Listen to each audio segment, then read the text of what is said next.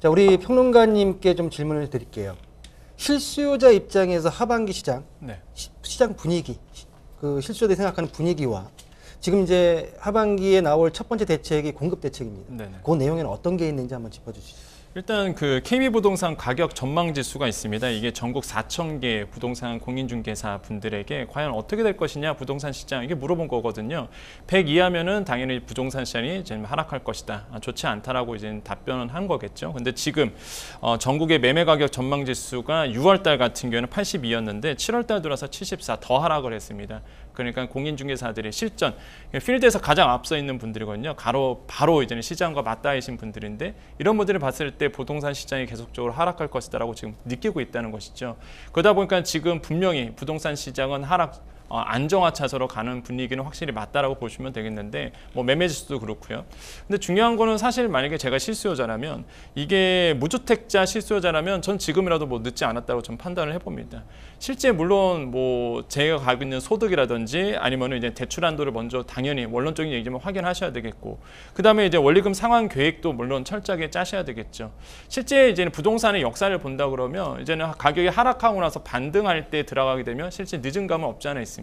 그러다 보니까 지금이라도 뭐 실수요자고 내가 주택이 없다, 무주택자라 그러면 지금이라도 이제 부동산에 대해서 이제 급매물 중심으로 알아보는 것도 사실 뭐 나쁘지 않은 방법 중에 하나다라고 좀 말씀을 드리겠습니다. 실수요자 중에서 무주택자는 지금이라도 네네. 라는 어떤 의견을 좀 주셨고요. 그리고 공급적인 그렇죠. 아까 공급 대책에서 우리 평론가님 얘기 들어보고 네네. 저는 가장 궁금한 게 우리 교수님의 공급 정책이 어떤 내용을 말씀하실까가 먼저 듣는 얘기가 아닐까 생각이 좀 들어요.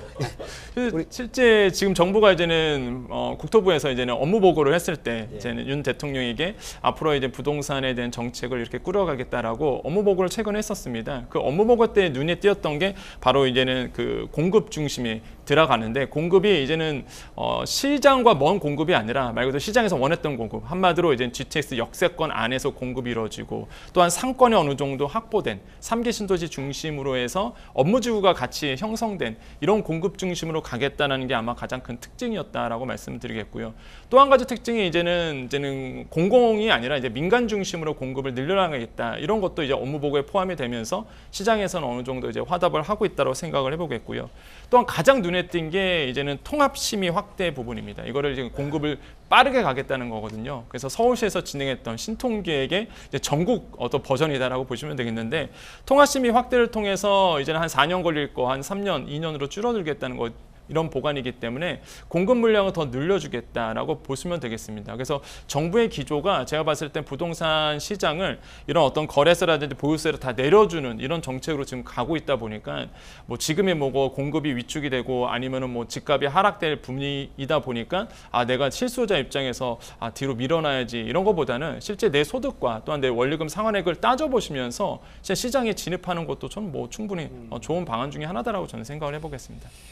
현 정부에 들어서 지금 다음에 나올 정책이 공급 대책으로 지금 예정되어 있습니다.